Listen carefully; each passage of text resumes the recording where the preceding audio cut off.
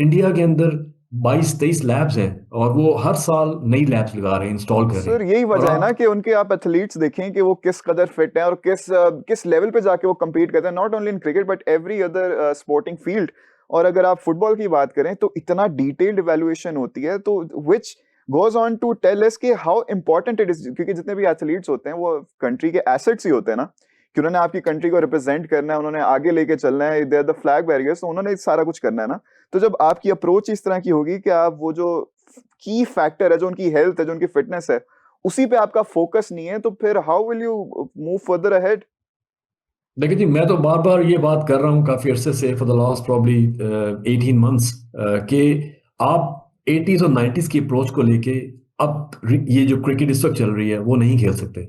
क्योंकि 80s और 90s की अप्रोच जो थी वो बड़ी नॉन साइंटिफिक अप्रोच थी, जिसमें बहुत सारी चीजें थी जो लोगों को पता नहीं थी उस वक्त। लेकिन अब तो हर चीज जो है वो अवेलेबल है, अब तो टेक्नोलॉजी अवेलेबल है। आप देखें कि अगर अभी भी मैंने जैसे नोट किया या ऑब्जर्व कि मैंने जब पीसीबी के कुछ प्लेयर्स के साथ काम किया, हम्म। जब मैंने पीसीबी ने मुझे एंगेज किया in order to rehabilitate some of their athletes, तो मैंने नोटिस ये किया कि प्लेयर्स को, खासतौर पर बैट्समैन और bowler, they had no idea of their nutritional, कह लें कि हाँ, खाना क्या है, इक्विपमेंट की खाना क्या है, खाना क्या है। और स्पेशली कि बैट्समैन की डाइट क्या है और बॉलर की हाँ, डाइट क्या है। ये फर्क है दोनों सो चीजों में। वो बिल्कुल। तो ऑब्वियस, बैट्समैन के वो तो सेकेंडरी चीज जी होगी, जब प्राइमरी चीज ही नहीं पता कि खाना क्या है, तो how will G they G even G. तो डिफरेंशिएट? मुझे ये कॉन्सेप्ट भी जो थे वो इंट्रोड्यूस करने पड़े। मुझे बॉलर्स को बताना पड़ा कि देखें, आपको डाइट के लिए ये लेना चाहिए, आपकी हम्म। रिकवरी डाइट ये है, बिटवीन द गेम्स ये है, ड्यूरिंग द गेम्स ये है।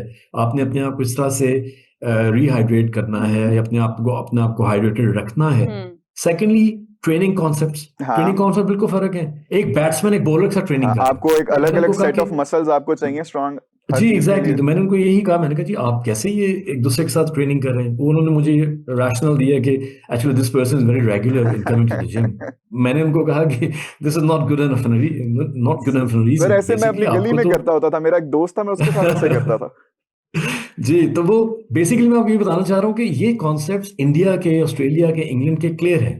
वो उनको पूरा अपना, हर प्लेयर को अपना एक डेटा सेट मिलता है hmm. After this medical screening which I have alluded to just a little hmm. while ago, कि उनके पास वो डेटा होता है और हर प्लेयर को अपना पता होता है कि मेरी ये डाइट है और मेरे ये ट्रेनिंग रिजीम हम्म। है, मेरी ये रिकवरी है, मैंने इस तरह से करना है। सर ये और बोर्ड का वो काम होता है ना अनफॉर्चुनेटली अवेयर हमारी क्रिकेट करने में का, अभी तक क्योंकि आप ऑब्स अगर देखें तो हमारे जो मोस्टली क्रिकेटर्स भी हैं वो इतने एजुकेटेड भी नहीं होते, उन्होंने पढ़ाई लिखाई भी नहीं एज सच की होती, क्योंकि वो शुरू से ही लेके सारा का सारा उनका हम्म। फोकस क्रिकेट पे होता है, तो फिर वो जब शुरू से क्रिकेट ही खेल रहे हो, सिर्फ उनको किसी और चीज का ना पता हो, तब फिर बोर्ड का काम बनता है कि आप उनको अवेयर करें, एजुकेट करें। लेकिन अनफॉर्चुनेटली हमारा बोर्ड भी इस चीज को जरा भी सीरियस नहीं लेता। मेरा आपसे सवाल था कि सिंस आपने बताया एसएनजीपीएल के साथ आप काम कर रहे थे, तो जी। वो सारे प्रोसेस में obviously I don't want you to name any names, but did you find any players who are unfit to play, या वो किसी स्लाइट इंजरी या किसी ऐसी चीज के साथ खेले थे कि इनको नहीं खेलना चाहिए था, या there were any short Cummings?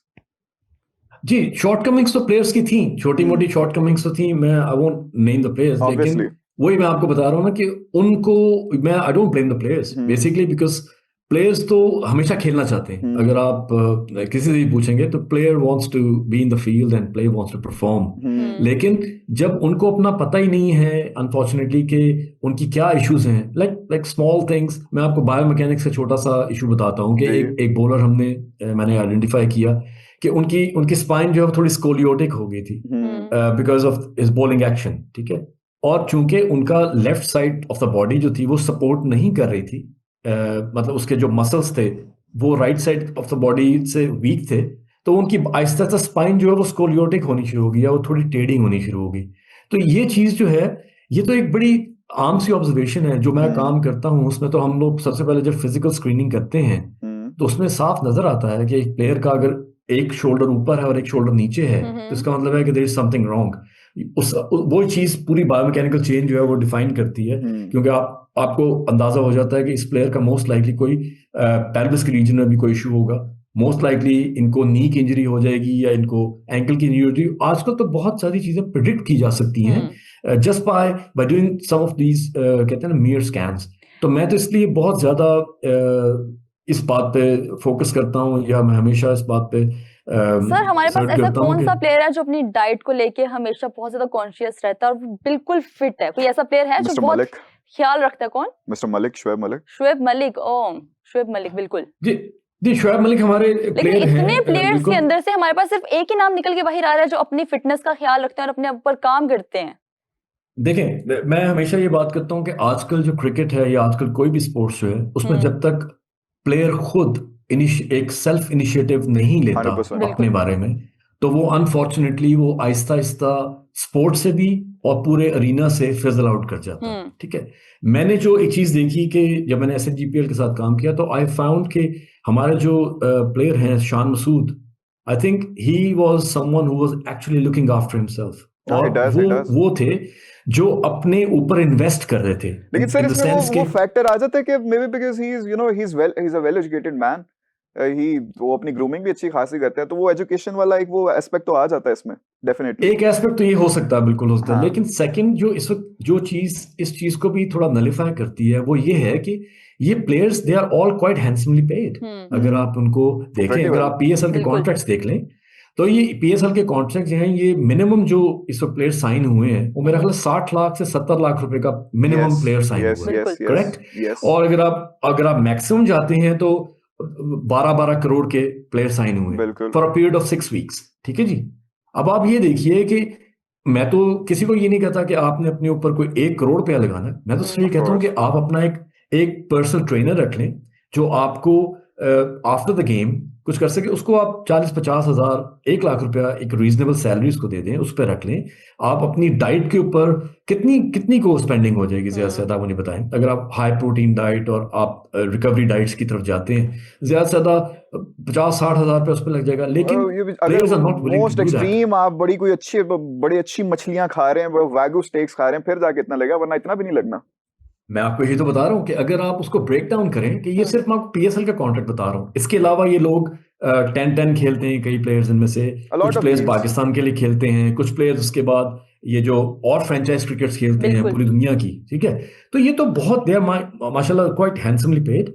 उनको अपने ऊपर कम से कम मैं कहता हूँ कि आप एक फिगर सेलेक्ट कर लें, आप 3 लाख रुपए के, जी हमने 3 लाख रुपया हर महीने अपने ऊपर लगाना है, this is more than enough actually to provide you with optimum diet, to provide you with optimum, कहते हैं कि जो डाइटरी क्या Training। मतलब सॉरी ये जो ट्रेनिंग क्या होनी चाहिए, न्यू कॉन्सेप्ट्स में क्या होना चाहिए। तो मैं इस चीज को ब्लेम नहीं करता कि सिर्फ जो प्लेयर्स जो वेल टू डू हैं only they are the ones who are actually going to Excel.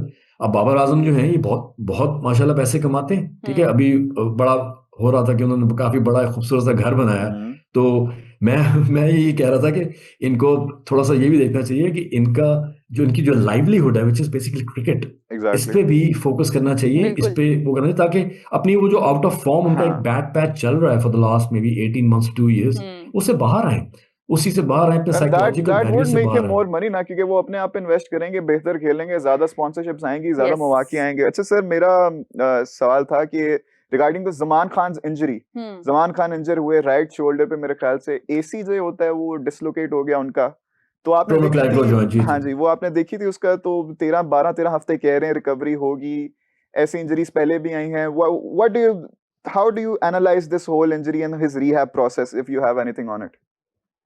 देखें, मेरा मानना यह है कि injuries are part of sports, जी ये बिल्कुल होती हैं, प्लेयर्स को बिल्कुल। होती हैं, लेकिन कौन से प्लेयर्स बेहतर तौर पर रिहेबिलिटेट करके वापस आते हैं, वो वही आते हैं जो who go into the right hands. अब प्रॉब्लम यह है कि पाकिस्तान टीम के अंदर या इवन पाकिस्तान क्रिकेट बोर्ड के अंदर इस वक्त कोई ऐसा स्ट्रक्चर नहीं है जहां पे आपको प्रॉपर असेसमेंट करके देखा जाए।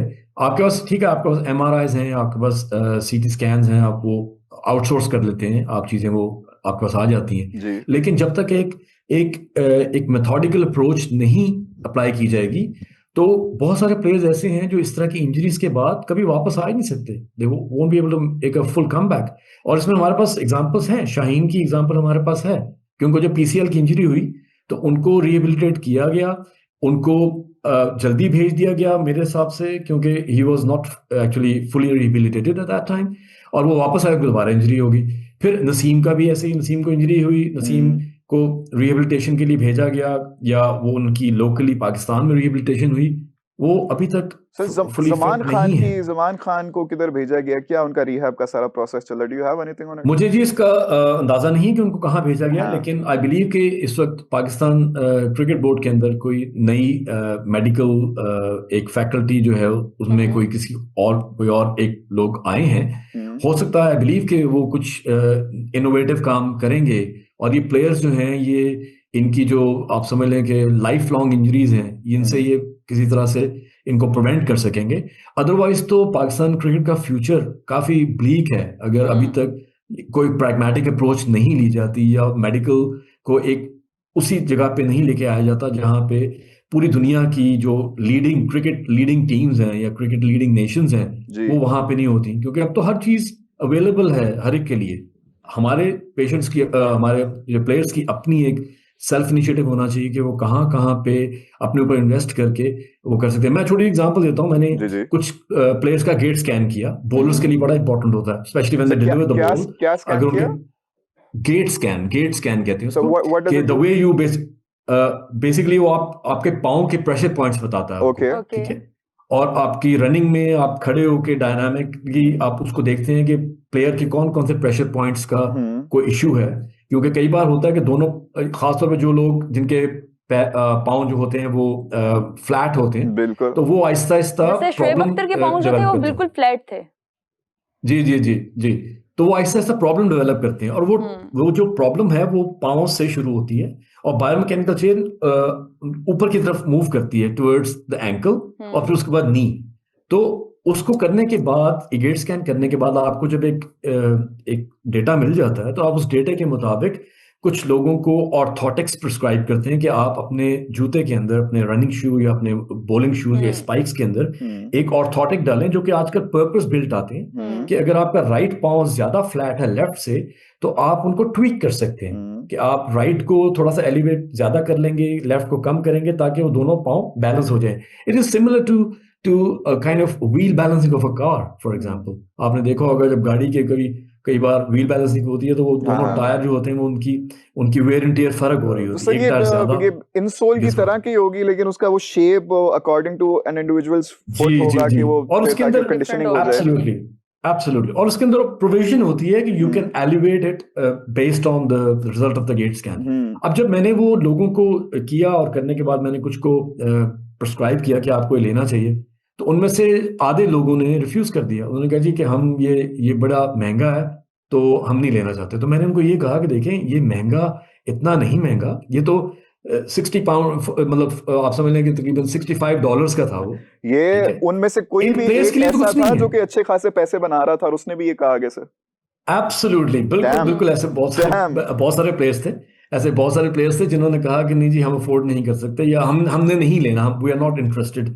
तो मैंने उनको ये कहा कि देखें ये आपकी क्रिकेट को डिफाइन करता है, ये कल को अगर आप नहीं लेंगे या इस तरह की कोई चीज सिमिलरली लुकिंग इश्यू प्रोडक्ट होगा नहीं बिल्कुल। लेंगे तो आपको आहिस्ता आहिस्ता आपका पाँव का प्रॉब्लम होगा, आपके एंकल में इंजरी हो सकती है, आपकी नी का मतलब कोई अपनी लिगामेंट जा कंडीशन को, सकता अपनी है। हेल्थ को लेके वो लोग इतना नॉन सीरियस है। वही ना कि उन्होंने $60 का हाँ। प्राइस टैग नहीं देखा, उन्होंने बस आपकी बात सुनी और दूसरे कान से निकाल दी और टोटली नॉन सीरियसली लिया कि भाई इसका क्या करेंगे हम, ये सही करेगा, हमें छोड़ें इसको, जी जी निहालियां जी, खाते क्योंकि हैं। मैं यही चाह रहा था कि मैं उनके अंदर एक इस तरह की कोई, आप समझ लें कि एक इनिशिएटिव उनके अंदर से कोई आए कि हाँ जी हमें पता है। मैंने उनको कहा, मैंने कहा आप जितना ज्यादा लंबा क्रिकेट खेलेंगे उतना ही लंबे बिल्कुल। आप अरसे के लिए कॉन्ट्रैक्ट्स होंगे, आपकी you'll make way earning more भी money। बढ़ेगी।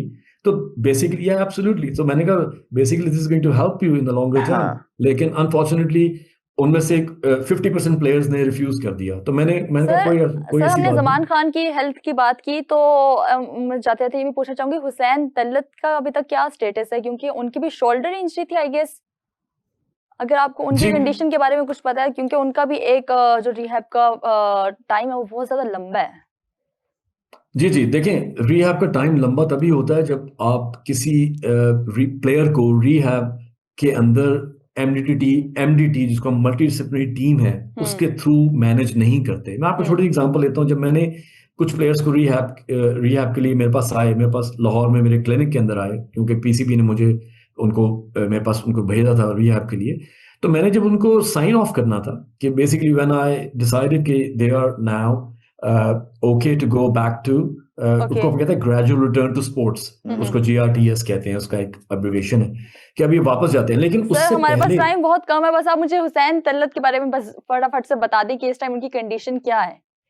मुझे जी एग्जैक्ट उनकी कंडीशन का नहीं पता, अच्छा। लेकिन मेरा ख्याल ये है कि शायद कहीं डाउन द लाइन वो भी ओके। किसी एक MTT अप्रोच वाला जो कोई कॉन्सेप्ट है उसमें वो शायद नहीं आ सके। कोई अच्छा। किसी को प्रॉपरली वहां पे एडवाइस जहां करना चाहिए था वो शायद नहीं कर सके, इसीलिए उनका रिहैब का पीरियड जो है वो प्रोलॉन्ग कर गया। Okay okay sir, thank you so much, आपने अपना टाइम हमें दिया। Thank you very much.